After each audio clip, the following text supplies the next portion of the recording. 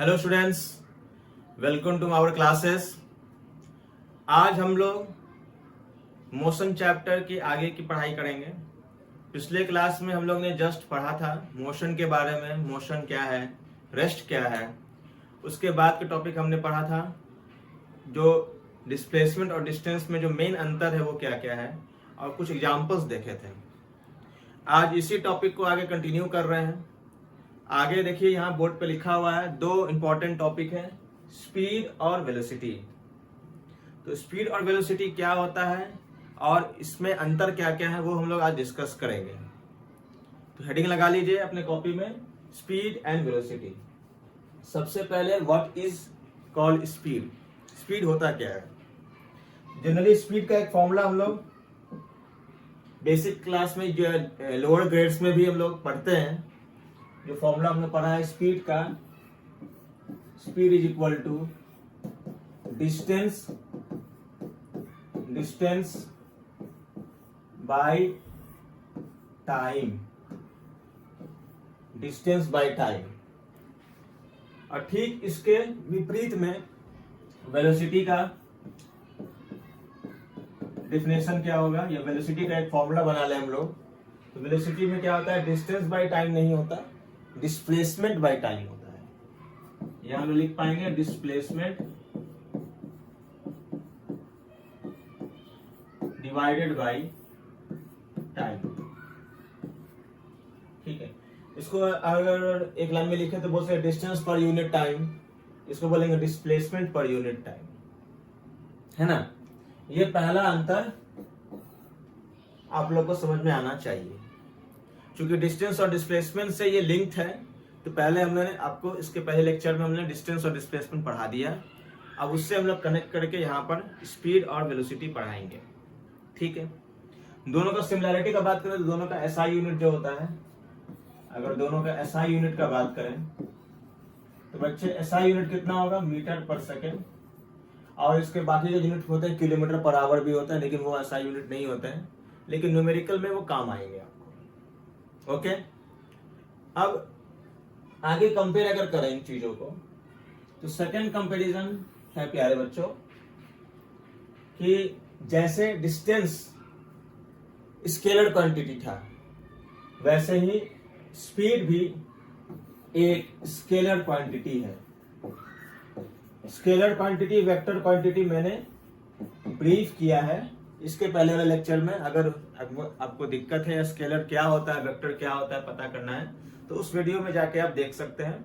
मैंने इसको पूरा ब्रीफ आइडिया दिया है। ठीक है, और ये जो वेलोसिटी है वो क्या होता है, वेक्टर क्वांटिटी होता है, एक वेक्टर क्वांटिटी होता है। ठीक है, कोई दिक्कत नहीं। आगे कंपेयर करेंगे तो तीसरा कंपैरिजन है कि स्पीड हमेशा या तो जीरो होगा, या तो इसका वैल्यू जीरो आएगा, या तो इसका वैल्यू पॉजिटिव आएगा, नेगेटिव कभी नहीं आ सकता। और वेलोसिटी जो होगा जीरो भी आ सकता है, पॉजिटिव भी आ सकता है, और नेगेटिव भी आ सकता है ना। ये दोनों कंपेयर कर रहे हैं तो इसके एक लाइन डाल देते हैं।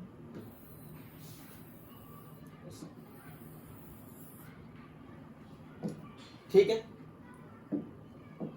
जैसे कि आपने कल के लेक्चर में देखा होगा, इसके पहले लेक्चर में देखा होगा कि डिस्टेंस में वही बात, डिस्टेंस में बात कर रहे थे कि डिस्टेंस पॉजिटिव और जीरो हो सकता है। तो हमारा स्पीड भी पॉजिटिव और जीरो होगा, नेगेटिव कभी नहीं हो सकता। क्यों? क्योंकि स्पीड आपका क्या है, एक स्केलर क्वांटिटी है, तो उसका एक मैग्नीट्यूड होता है, एक यूनिट होता है।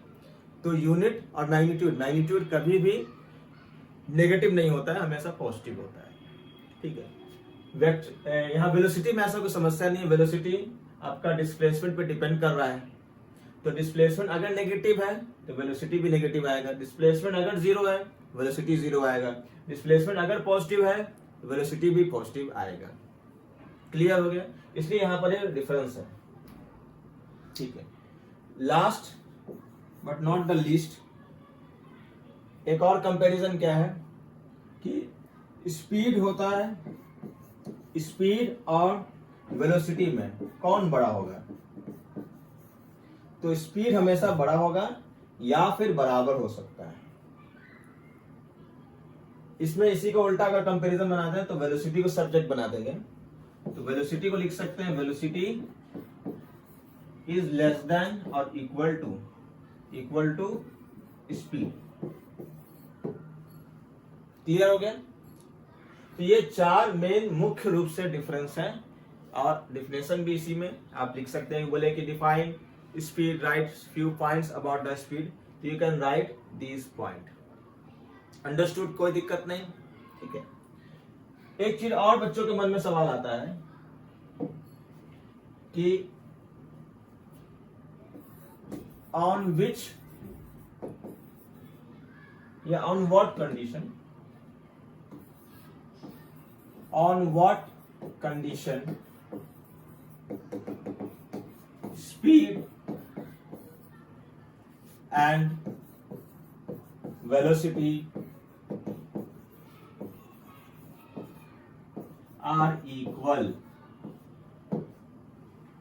कब स्पीड और वेलोसिटी बराबर होगा? बोलेंगे स्पीड भी वही है और वेलोसिटी भी इतना ही है, ठीक है।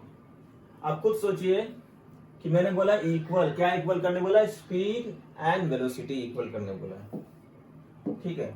जैसे कि यहां पर इसका आंसर दे देते हैं कि स्पीड और वेलोसिटी इक्वल करने बोला, ठीक है, हम इक्वल कर लिए, ठीक। अब स्पीड का फॉर्मूला लिखते हैं या वेलोसिटी का फॉर्मूला लिखते हैं? स्पीड का फॉर्मूला क्या होता है? डिस्टेंस डिवाइडेड बाय टाइम, और वेलोसिटी का फॉर्मूला जो होता है वो होता है डिस्प्लेसमेंट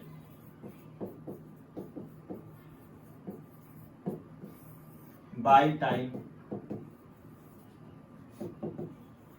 अगर ये यहां पर एज्यूम किया जाए, ध्यान से सुनना, जो अजम्पशन हम ले रहे हैं, एज्यूम किया जाए कि डिस्टेंस और डिस्प्लेसमेंट में उतना ही टाइम लगा जितना दोनों में लग रहा है। मतलब कहने का मतलब है कि दोनों में एक ही टाइम लग रहा है, कि जितना दूर या जितना लंबाई डिस्टेंस की है उतना ही लंबाई डिस्प्लेसमेंट की है, या टाइम बराबर लग रहा है।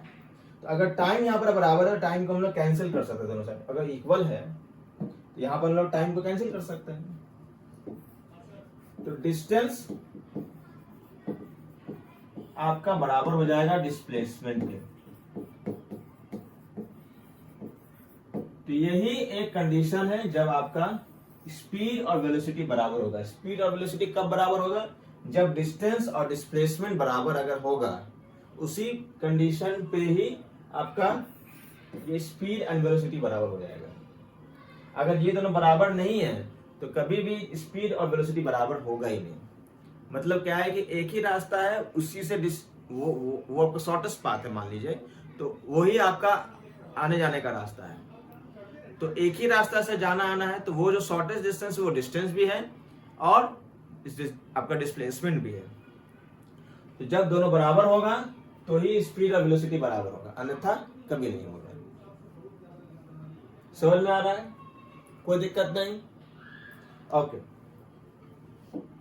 आगे इसके बाद जो हमें पढ़ना है वो टाइप्स पढ़ने हैं, जैसे वेलोसिटी के टाइप्स, स्पीड के टाइप्स, ये पढ़ने हैं। बहुत इंपॉर्टेंट एक टाइप है, हेडिंग लगा लीजिए, टाइप्स ऑफ स्पीड। ठीक है, तो पहला बहुत इंपॉर्टेंट टाइप होता है एवरेज। एवरेज स्पीड क्या होता है? एवरेज स्पीड जैसे अगर बोले कि हमारी कार की रफ्तार है 15 किलोमीटर पर आवर, तो ऐसा नहीं है कि आप एक जगह से दूसरी जगह जा रहे हैं और आपकी गाड़ी की रफ्तार हमेशा 15 किलोमीटर पर आवर रहेगी। वो 15 से थोड़ा कम भी हो सकती है, 15 से थोड़ा ज्यादा भी हो सकती है, डिपेंडिंग अपॉन द ट्रैफिक। आपको अगर ट्रैफिक अगर बहुत ज्यादा मिल रहा है तो आपकी रफ्तार कम हो जाएगी, ट्रैफिक नहीं मिलेगा तो रफ्तार आपकी तेज हो जाएगी। लेकिन एवरेज पूरा टाइम बिंग जर्नी में, पूरे जर्नी के दौरान वो एवरेज बोला गया है। एवरेज मतलब कि total distance upon total time, ये रेशियो होता है। डिस्टेंस अपॉन टाइम हो गया स्पीड का फॉर्मूला, लेकिन अगर पूरा total distance by total time ले ले जर्नी का, उसको बोलते हैं एवरेज स्पीड बोलते हैं, या नहीं। यहां पर आइए, आपका फॉर्मूला क्या बना एवरेज स्पीड का, बोलेंगे sir total distance by total time, पूरे जर्नी का टाइम, ठीक है।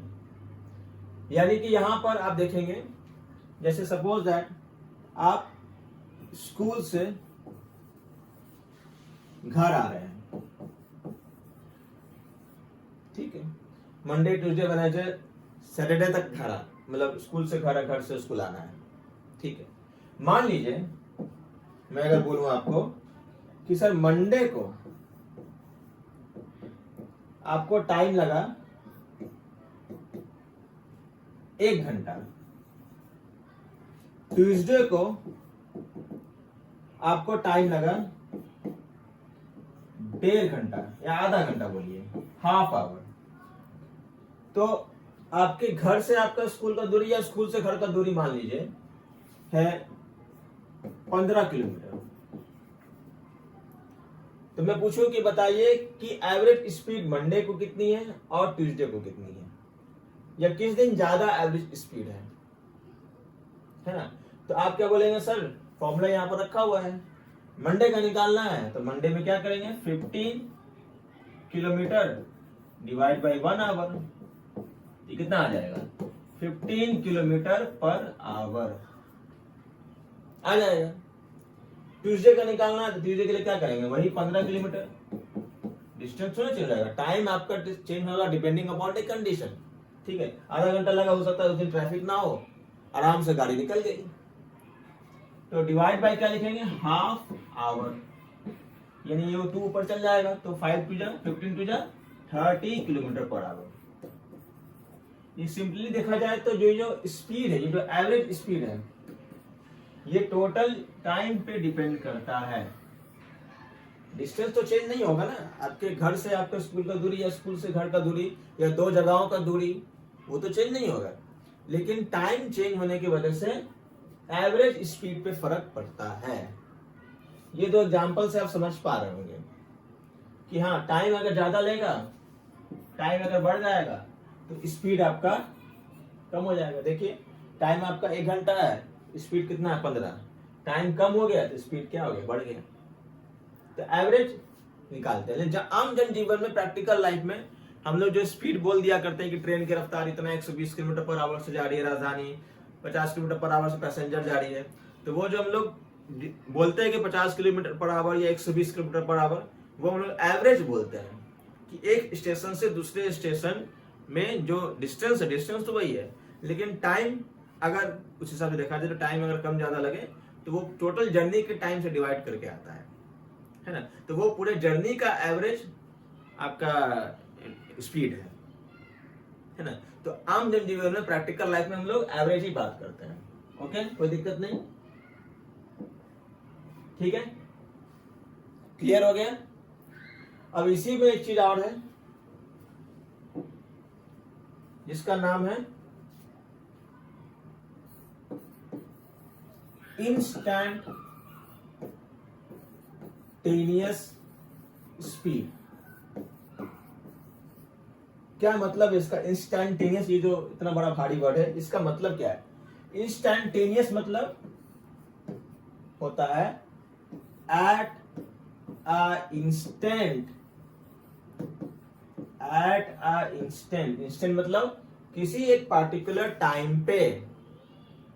जैसे बोलो कि अभी बताओ 2 सेकंड के बाद तुम्हारी स्पीड कितनी है, या 2 सेकंड पहले तुम्हारी स्पीड कितनी है, या 5 मिनट के बाद तुम्हारी स्पीड कितनी होने वाली है, इस समय कितनी स्पीड है तुम्हारी।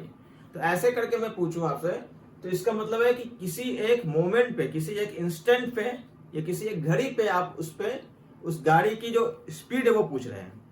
तो वो जो आपसे बाइक चला रहे हैं, तो बाइक पे क्या होता है, आपका डायल होता है स्पीड वाला, तो किसी इंस्टेंट पे देखना तो उस स्पीड को देख लीजिए, वो नाप के बताती है। तो उसी इंस्टेंट पे जो स्पीड होगा उसको बोलते हैं instantaneous speed. Instantaneous speed simply इसका जो फॉर्मूला है बस वही है कि भाई आपका distance upon time. Distance upon time तो बोलते ही हैं, लेकिन डायरेक्ट आप उसके लिए अगर स्पीडोमीटर है या ऑडोमीटर है तो उससे हम लोग डायरेक्ट देख के बता सकते हैं कि ये इंस्टेंटेनियस स्पीड कितनी है। ठीक है, अच्छा इसके बाद वेलोसिटी के भी टाइप्स होते हैं। Types of velocity, types of velocity. Types of velocity क्या है? तो पहला टाइप ऑफ वेलोसिटी वही एवरेज वेलोसिटी, जैसे कि एवरेज स्पीड था वैसे एवरेज वेलोसिटी है। तो एवरेज वेलोसिटी कितनी हो गई? बोलेंगे टोटल डिस्प्लेसमेंट, टोटल डिस्प्लेसमेंट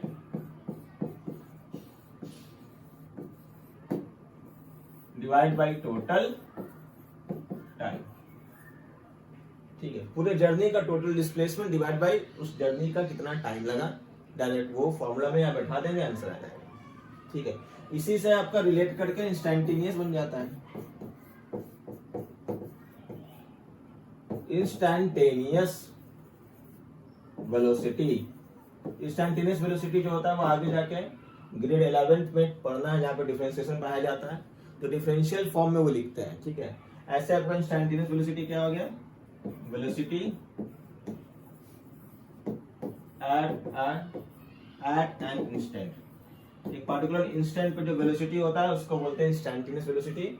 वो आगे जाके हाई लेवल में आपको पढ़ाया जाएगा। ठीक है, आगे बढ़े, कोई दिक्कत नहीं। ठीक, नेक्स्ट देखिए, बहुत इंपॉर्टेंट चीज एक है, इसको बोलते हैं यूनिफॉर्म मोशन। इसको एग्जांपल देकर समझाएंगे, ध्यान से एग्जांपल को समझिएगा, बच्चे इसमें कंफ्यूज हो जाते हैं। यूनिफॉर्म मोशन का मतलब उल्टा पुल्टा बताने लगता है, एग्जैक्ट डिफिनेशन नहीं बोल पाते। क्या मतलब यूनिफॉर्म मोशन का समझते हैं? ठीक है, यूनिफॉर्म मोशन का एक डिफिनेशन में उसको डिफाइन करें तो बोलते हैं कि इक्वल डिस्टेंस या फिर डिस्प्लेसमेंट जो भी हो जाए मोशन में, इक्वल डिस्टेंस और डिस्प्लेसमेंट इन इक्वल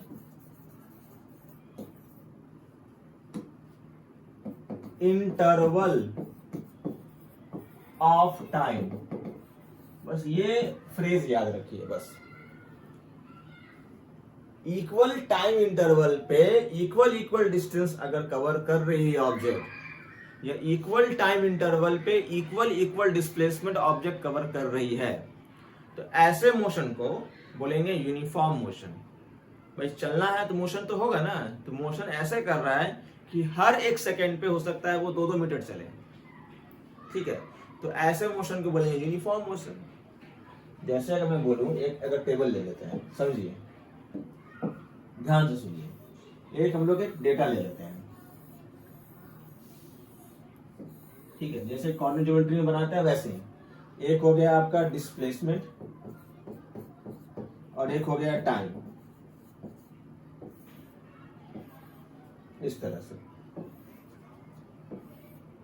ठीक है, हमने जो इंटरवल लिया टाइम का, मान लीजिए 0, 2, 4, 6, 8, टाइम जो है आपका सेकंड में है। ठीक, तो टाइम का गैप देखिए इक्वल है कि नहीं, कितना गैप है? यहां पर भी 2 सेकेंड, यहां पर कितना गैप है? 4 में से 2 गया, 2 आएगा। यहां पर कितना गैप है? 6 में से 4 गया, अगेन 2, गैप 2 सेकेंड। समझ में आ रहा है? गैप जो है 2-2 सेकेंड का गैप है। हम बोले कि ठीक ऐसा है, 0 पे गाड़ी का कोई डिस्प्लेसमेंट नहीं है। उसके बाद क्या है? चला 5 मीटर, नेक्स्ट चला 10 मीटर, नेक्स्ट चला 15 मीटर, नेक्स्ट चला 20 मीटर, ऐसे करके ये गैप है। अब खुद सोचिए, हर 2-2 सेकेंड पे जो डिस्प्लेसमेंट है वो कितना है? देखो कितना है, 5, यहां भी गैप कितना है 5 का गैप है। तो हर 2-2 सेकंड पे कितना का डिस्प्लेसमेंट है 5-5 मीटर का है। 2 सेकंड में 5। पढ़ो, equal distance in equal time interval. Time interval भी इक्वल है और उस इक्वल टाइम इंटरवल पे देखा गया तो डिस्प्लेसमेंट भी इक्वल है। ऐसा अगर मोशन बॉडी कर रहा है, इस तरह से अगर मोशन कर रहा है, तो ये जो मोशन ये क्या कहलाएगा, एक यूनिफॉर्म मोशन कहलाएगा, है ना। जैसे यहां पर बोले कि ठीक है सर 2 सेकंड पे 5 मीटर चल रहा है, तो 1 सेकंड पे कितना चलेगा ये बताओ। बोलेंगे सर यूनिटरी मेथड लगा दीजिए, 1 सेकंड के लिए क्या करना पड़ेगा, 2 से डिवाइड करना पड़ेगा, है ना। तो कितना चलेगा, बोलेंगे सर 2.5 मीटर चलेगा। यानी कि इसका जो रफ्तार है, ध्यान सुना, अब ये कनेक्शन आ रहा है धीरे धीरे वेलोसिटी से जोड़ रहा है। डिस्प्लेसमेंट का डेटा था ना, देखो तो डिस्प्लेसमेंट किससे जुड़ा रहता है, वेलोसिटी से जुड़ा रहता है। तो डिस्प्लेसमेंट अगर ऐसा है कि 1 सेकंड में 2.5 मीटर डिस्प्लेसमेंट कर रहा है, तो इसकी वेलोसिटी कितनी हो गई, बोलेंगे सर इसकी वेलोसिटी हो गई 2.5 मीटर पर सेकेंड। तो अगर किसी गाड़ी की अगर रफ्तार दी हुई है, इसका मतलब आप इसको अलग अलग डिवाइड करके सोच सकते हैं। मैंने बोला कि किसी गाड़ी की रफ्तार अगर 8 किलोमीटर पर आवर है, तो इसका मतलब क्या हो गया, अगर वो कांस्टेंट है, यूनिफॉर्म मोशन कर रहा है, तो हम लोग डिक्लेयर कर सकते हैं कि सर ठीक है 1 आवर में वो 8 किलोमीटर जा रहा होगा। तो 2 आवर में कितना जाएगा, बोलेंगे सर 16 किलोमीटर जाएगा। 3 आवर में कितना जाएगा, बोलेंगे सर 24 किलोमीटर जाएगा।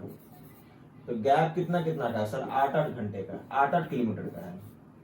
हर घंटे हर घंटे यानी 1 किलोमीटर में वो 8 किलोमीटर, 1 आवर में वो 8 किलोमीटर रन कर रही है, ट्रैवल कर रही है गाड़ी।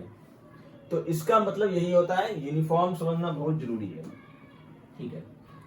क्योंकि आम जनजीवन में जो चीजें होती हैं, आगे जाके आप हायर क्लास में पढ़ेंगे, आम जनजीवन में चीजें होती है वो नॉन यूनिफॉर्म होती है, ठीक है। कोई भी चीज यूनिफॉर्मिलिटी उतना नहीं होती, मतलब अब इसकी मजबूरी है। अगर गाड़ी अगर सड़क पे उतरी है तो उसको ट्रैफिक फेस करना ही पड़ेगा।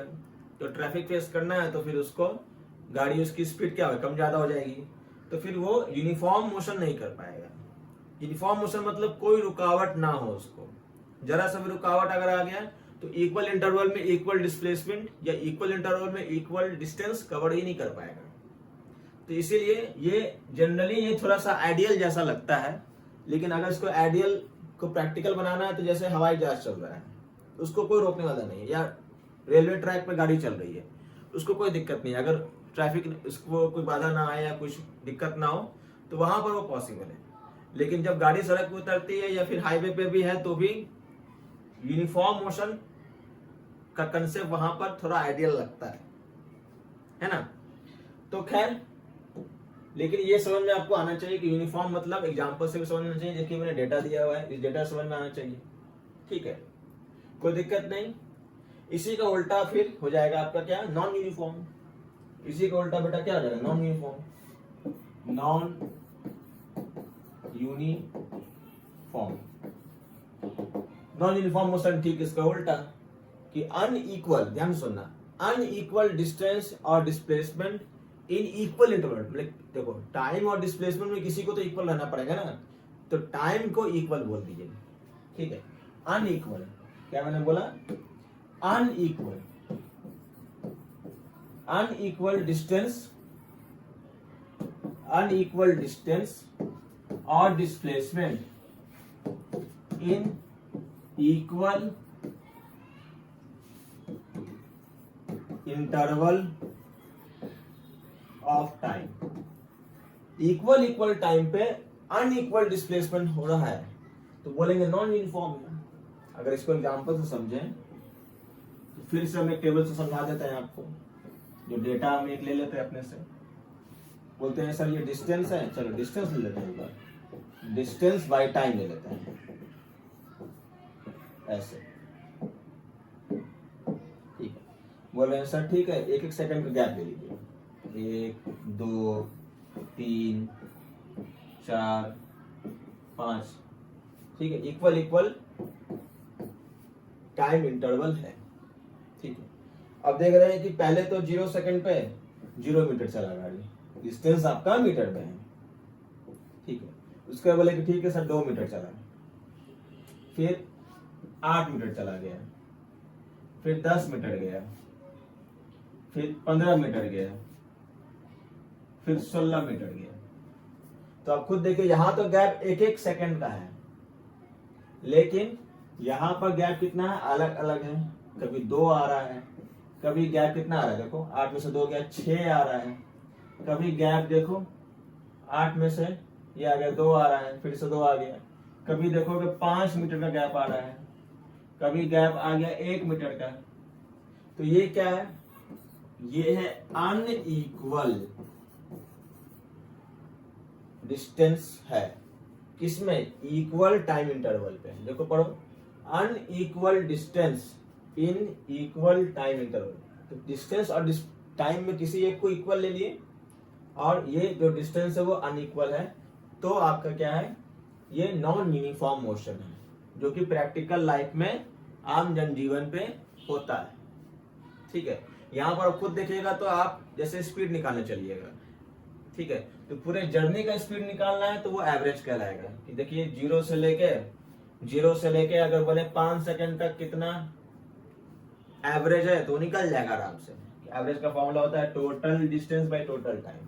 तो डायरेक्ट करेंगे कितना चला, 16 चला, 16 मीटर चला 5 सेकंड में, 16/5 आ जाएगा ये, ठीक है। लेकिन अगर बोले कि क्या यूनिफॉर्म है तो बोलेंगे यूनिफॉर्म नहीं है, एवरेज था। एवरेज मतलब ये जो आपका 16/5 जो आ रहा है, 16/5 यानी कितना हो गया, 3.2 मीटर पर सेकेंड है।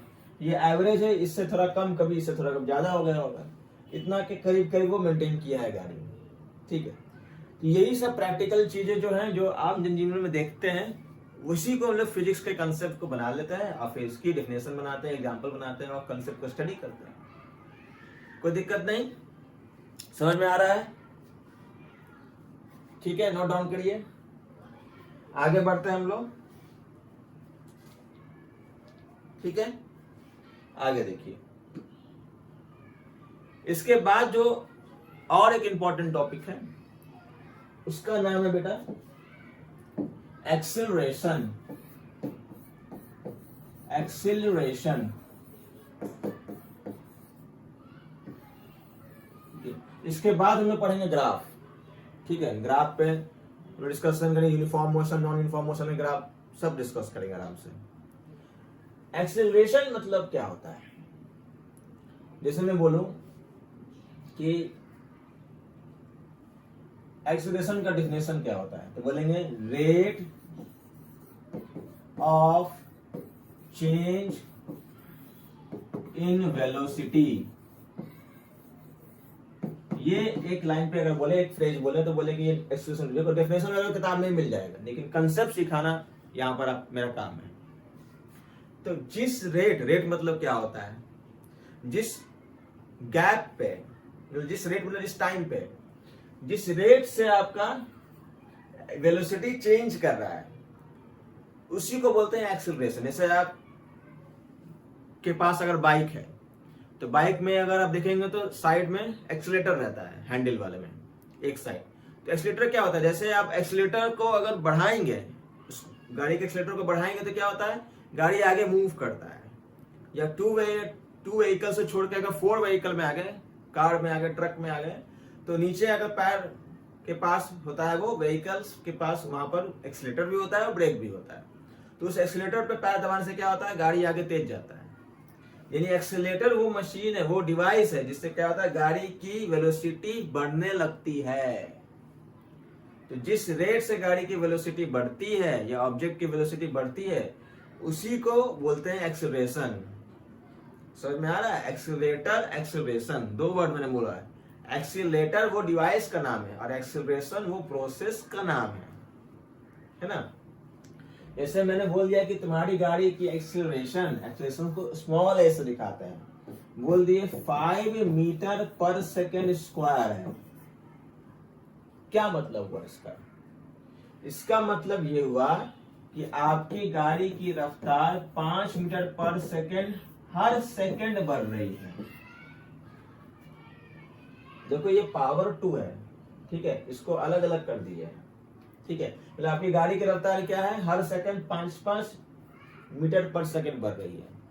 यानी हो सकता है कि अगर मैं टेबल से समझें, देखिए ध्यान से, तो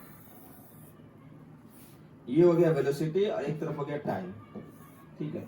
इसी चीज को समझा रहे हैं। 0 1 2 3 4 5 6 टाइम आपका किस में है? टाइम आपका सेकंड में है, ठीक है। पहले मान लीजिए 0 था वेलोसिटी, 0 सेकंड पे, 0 टाइम पे, 0 सेकंड। 0 क्या होता है? 0 टाइम मतलब जब हम चीजों को ऑब्जॉर्व करना शुरू करते हैं तो उसको 0 टाइम बोलते हैं।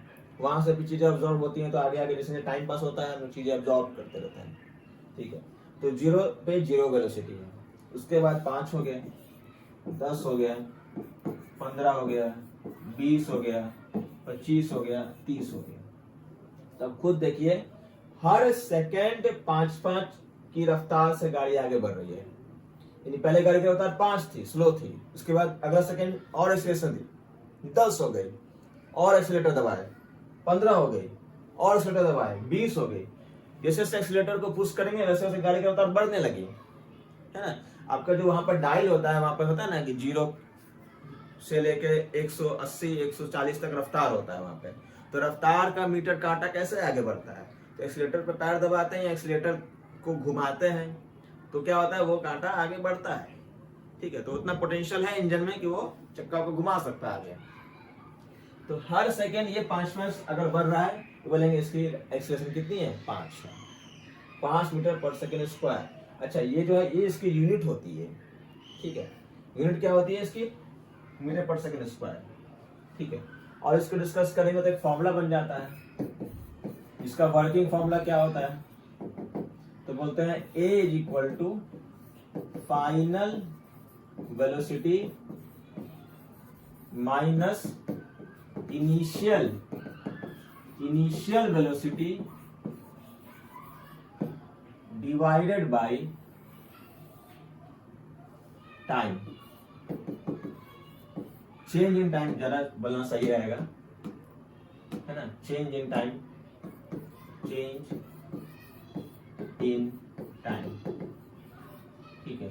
इसको अगर छोटा फॉर्मूला बना दें जैसे बुक में लिखा रहता है, तो A इज इक्वल टू लिखा रहता है V minus you upon T. ये जो V है, ये V क्या है सर? यही V जो है वो है आपका, यही V जो है ये क्या है? Final velocity. U क्या है? Initial velocity. और T क्या है? टाइम का चेंज, जो भी टाइम का चेंज हुआ उस टाइम पे, ठीक है। जैसे यहां पर आप देखिए, यहाँ पर अगर निकालें इस पर को टेबल दिया रहे, मान लीजिए टेबल दिया हुआ है। अब बोले कि बताइए ये टेबल के अनुसार एक्सीलरेशन कितना होगा? ये टेबल के अनुसार एक्सीलरेशन कितना होगा? जैसे मैं ऊपर के पार्ट को मिटा देता हूँ, ऊपर के पार्ट को मैं मिटा देता हूँ, चलो।